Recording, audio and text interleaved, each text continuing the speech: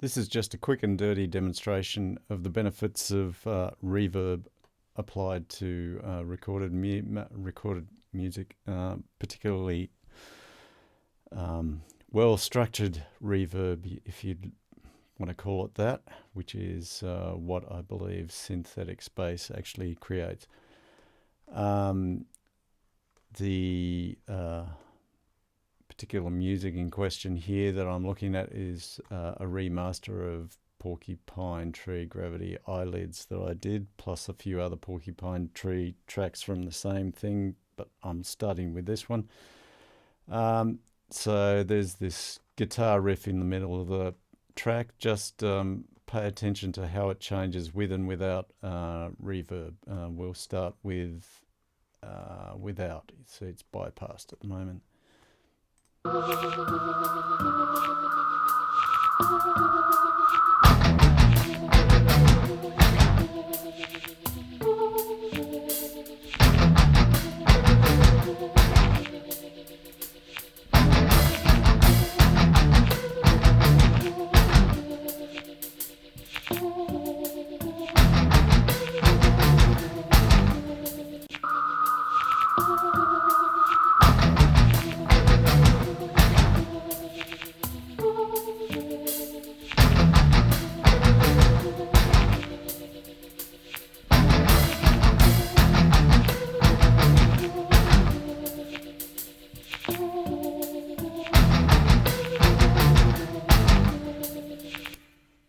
So if you listen to those two, without reverb sounds rather dead and one-dimensional to me. You chuck in the reverb and it suddenly sounds more three-dimensional, but if you actually listen to the two, they're almost indistinguishable in terms of tonal character. The only difference is you've got this room-derived memory of what's been played, so it makes it sound more natural and cohesive, at least to my ears. Now I'll try the same thing, but I'll apply it to a vocal part instead. So we'll bypass. Oops, sorry, I didn't want to go back there. I didn't reposition my playback. I want to go somewhere around here, so yep.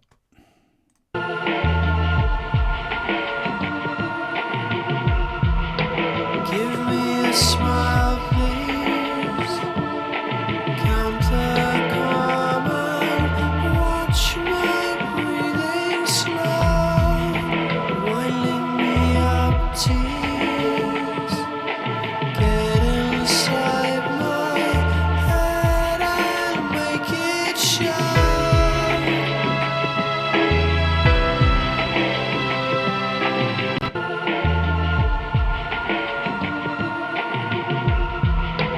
Give me a smile, please. Count the common. Watch my breathing slow, winding me up tears. Get inside my head and make it show.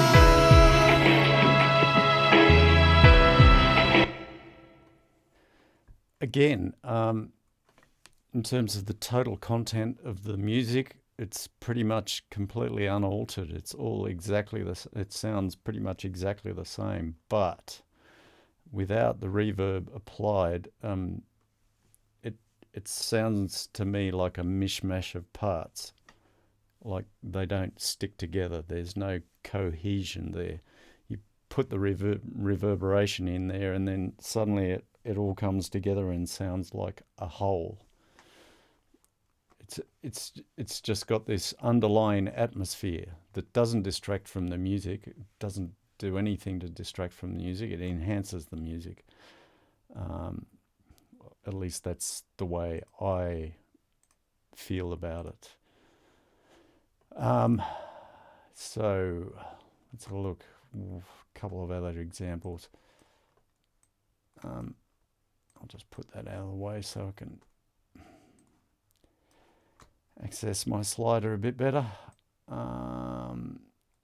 Okay, here's another example. Now, in this case, what I'll do is I'll play the chorus, this chorus part of The Sound of Music, with and without reverb, starting without. And what I want you to pay attention to is how much content is or feels like it's being masked by other content. I think in particular in this, it's the vocal part actually masks quite a bit in the chorus.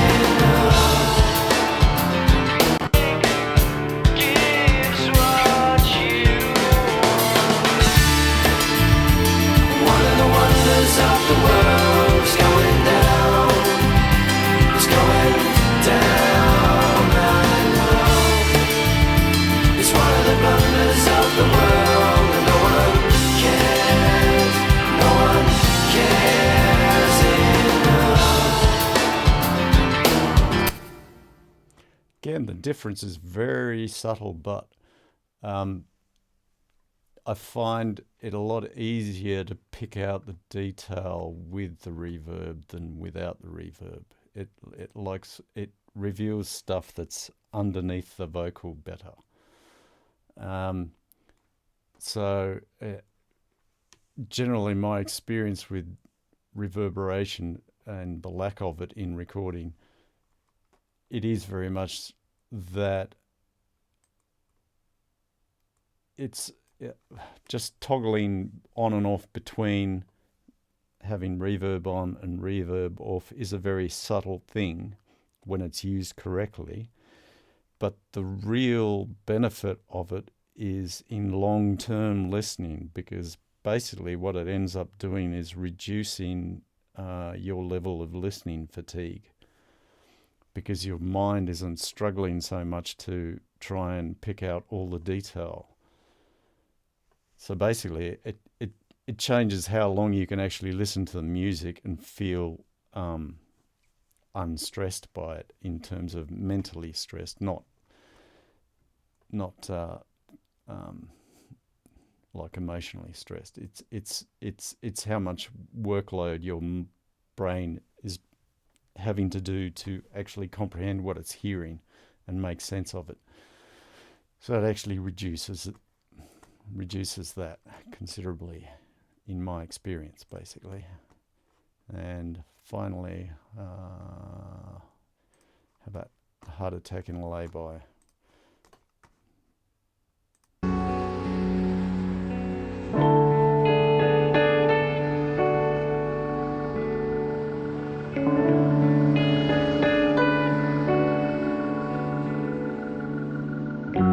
I pull off the road east of Baldock and Ashford, feeling for myself in the light from the dashboard.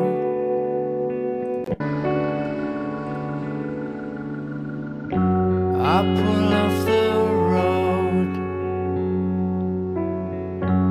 east of Baldock and Ashford, feeling for myself in the light from the dashboard, hissing from the road, the smell of rain in the aircon. Maybe check the or just put a tape on.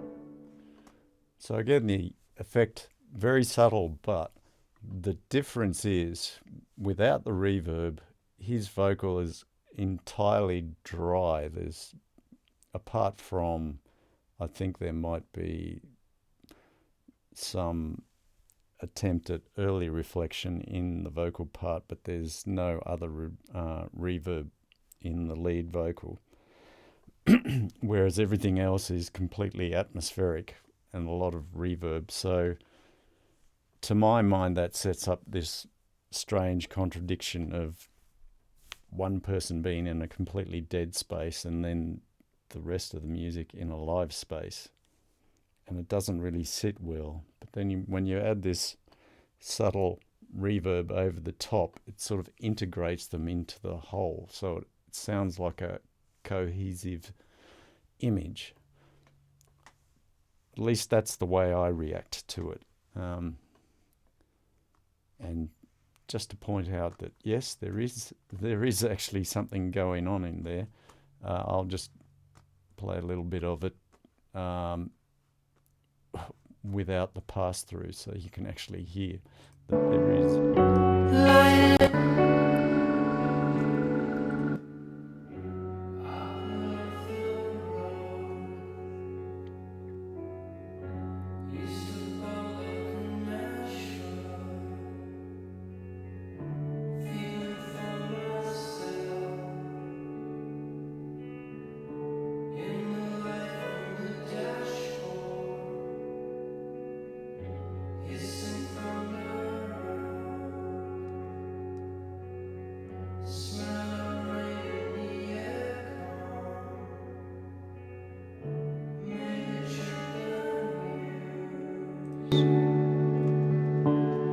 Or just put a tape on.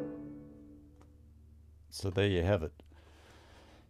It is indeed adding something to the recording, but it's at a pretty low level. It's like between 15 and 20 dB, something like that, below the actual signal level of the raw track, which is why it is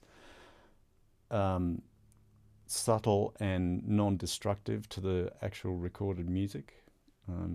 But yeah, it just improves everything for me. I just want to put it on everything, basically.